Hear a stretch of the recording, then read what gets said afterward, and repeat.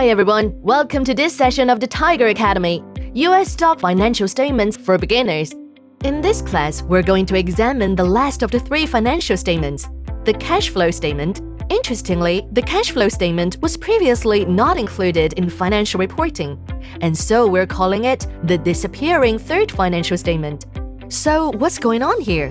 Well, prior to 1987, accountants didn't care at all about cash flow. But when a lot of financial fraud cases started popping up, the US Financial Accounting Standards Board made it a requirement that all listed companies include a cash flow statement in their financial reports.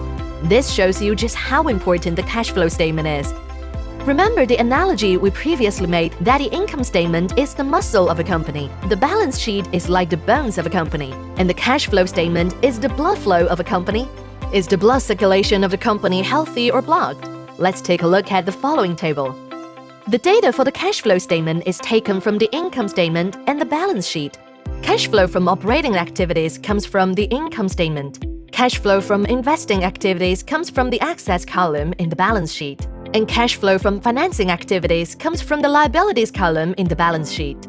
We can say that cash flow from operation, cash flow from investments, and cash flow from financing are the three key sections of a cash flow statement. The diagram below should help to clarify this. So, what exactly are these three sections? Let's explore them one by one. First, cash flow from operation. Cash flow from operation, as the name suggests, refers to cash that flows through a company from its operations. It's the difference between the cash that comes in and the cash that goes out. It represents the amount of cash on the balance sheet. Whether a company is running at a profit or a loss will ultimately be revealed in cash flow from operating activities. Let me give you an example. Jack and Rose have each opened a hot pot restaurant, but due to the recent pandemic, business is down in both shops. Jack's restaurant loses $50,000 per month, and Rose's currently losses $10,000 per month. Jack's business has $1 million in available cash, while Rose's shop has $100,000. If business doesn't pick up, which restaurant do you think will last longer? Of course, Jack's will last longer as it has $1 million in cash. Even if it keeps losing money, his restaurant will be able to continue operating for another 20 months. Unfortunately for Rose, with only $100,000 in cash on the books, her restaurant will only be able to stay open for another 10 months at most. Put simply, a company may be able to operate for a time when it's losing money, but it won't survive long without cash. So you see, a cash flow statement is like a doctor telling you whether you're healthy, and, if not, how long you have to live. It's a matter of life or death. Warren Buffett came up with the idea of free cash flow. FCF equals cash flow from operating activities minus basic capital expenditures necessary for the survival of the company. FCF represents the amount of cash flow that a company actually has at its disposal. Warren Buffett places great importance on cash flow from operation. A company might be able to operate at a loss for a while, but it won't survive long without cash flow. Second, cash flow from investment. Cash flow from investment refers to the amount of money a company spends on external investment, which indicates the speed of expansion. Expansion costs money, so negative cash flow from investing activities indicates that a company is engaged in expansion or external investment. Positive cash flow indicates that it is not. Third, cash flow from financing. If cash flow from investment is used for external investment or expansion, then cash flow from financing refers to money raised from investors and shareholders or borrowed from lenders, and indicates whether a company has enough money. So, how does a company raise money? A company raises money primarily through the insurance of stocks and bonds. This activity is reflected in cash flow from financing activities. So now we've learned about the three sections of a cash flow statement. To put it simply, cash flow from operation shows us how much cash there is on a company's books. Cash flow from investment shows whether a company is expanding. And cash flow from financing tells us whether a company has enough cash on hand. There are two other very important items in the cash flow statement that I will explain now for you to keep in mind. Capital expenditure. Capital expenditure can be found under cash flow from investing activities in the balance sheet. Capital expenditure usually refers to the purchase of long-term assets, for example, buildings, plants, machinery and equipment, patents, etc.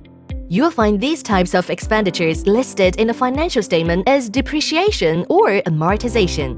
For example, if Jack's company buys a car for business use, the cost will be depreciated over the useful life of the car and booked under capital expenditure. In order to maintain a leading position in their sector, many companies must spend huge amounts of money on capex.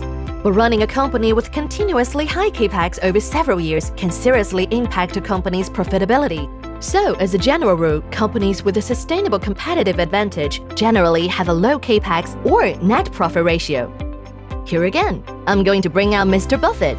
According to him, if a company's capex or net profit ratio is consistently below 50%, you can put it on your stock watch list. If the ratio remains below 25%, it means that the company has a strong and sustainable competitive advantage. For example, just look at some of the industry giants.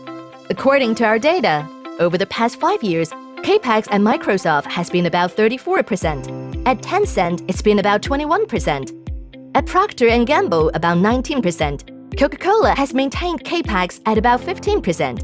And at Moody's, it's been about 6%. So you see, Warren Buffett is spot on. At the end of the day, capex does help us judge the competitiveness of a company. Now, let's talk about share purchase under cash flow from financing activities.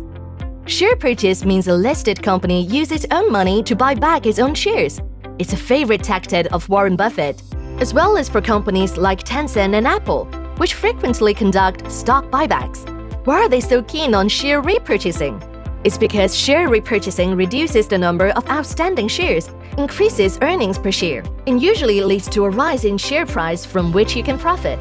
Here is an example. Jack's company has $10 million in net profit after tax and 1 million shares outstanding. Then, the company's EPS is $10. If the number of outstanding shares is increased to 2 million, EPS would decrease to $5. Similarly, if the number of outstanding shares is reduced to 500,000, EPS will increase to $20. The smaller the number of shares outstanding, the higher the EPS.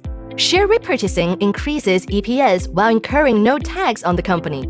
Stock buybacks are obviously beneficial for a company. In the cash flow from financing, we can see a line item for cash paid for common stock repurchases. The data in this column is the net number of shares repurchased by a company. If the company conducts share repurchases every year, it's probably a very good company, because only such a company has enough money to engage in share repurchases. Okay, let's summarize what we've learned in this lesson. Today, you learned the key 3 sections of a cash flow statement, namely cash flow from operation, cash flow from investment, and cash flow from financing. You now know how important each of these sections is.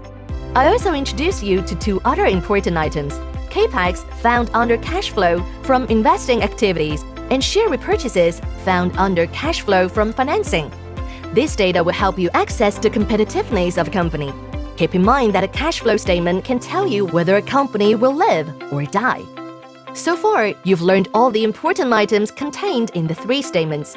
That wasn't so complicated, was it? You may ask how you're now going to use the 3 statements. In the next lesson, I'll show you.